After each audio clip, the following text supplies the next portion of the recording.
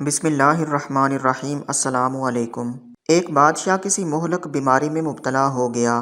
کافی دن علاج کرنے کے باوجود جب اسے آرام نہ آیا تو طبیبوں نے صلاح مشورہ کر کے کہا کہ اس بیماری کا علاج صرف انسان کے پتے سے کیا جا سکتا ہے، اور وہ بھی ایسے انسان کے پتے سے جس میں یہ خاص نشانیاں ہوں۔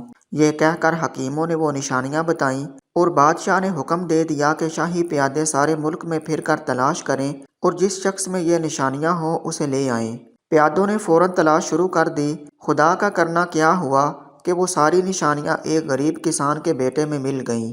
پیادے نے کسان کو ساری بات بتائی کہ بادشاہ کے علاج کے لیے تیرے بیٹے کے پتے کی ضرورت ہے، اسے ہمارے ساتھ بھیج دے اور اس کے بدلے جتنا چاہے روپیہ لے لے۔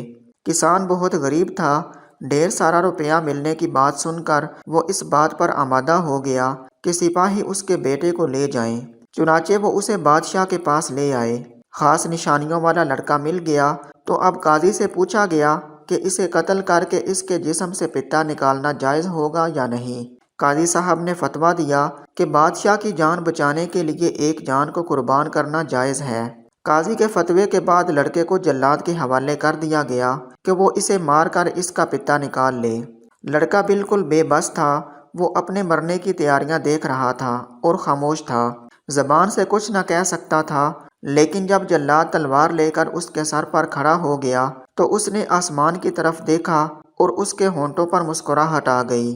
بادشاہ خود بھی اس جگہ موجود تھا، اس نے اسے مسکراتا ہوا دیکھا تو بہت حیران ہوا۔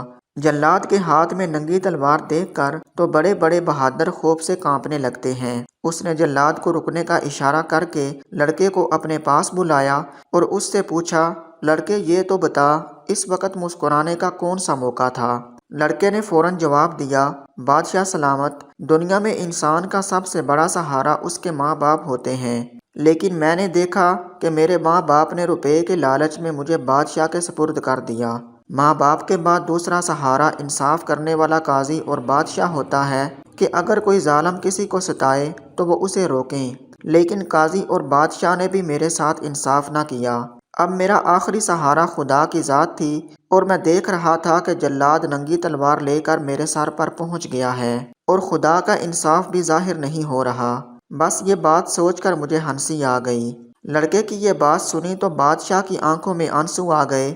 اس نے حکم دیا کہ لڑکے کو چھوڑ دو، ہم یہ بات پسند نہیں کرتے کہ ہماری جان بچانے کے لیے ایک بے گناہ کی جان لی جائے۔ لڑکے کو اسی وقت چھوڑ دیا گیا۔ بادشاہ نے بہت محبت سے اسے اپنی گود میں بٹھا کر پیار کیا اور قیمتی تحفے دے کر رخصت کیا۔ کہتے ہیں اسی وقت سے بادشاہ کی بیماری گھٹنی شروع ہو گئی اور چند دن میں ہی وہ بالکل تندرست ہو گیا۔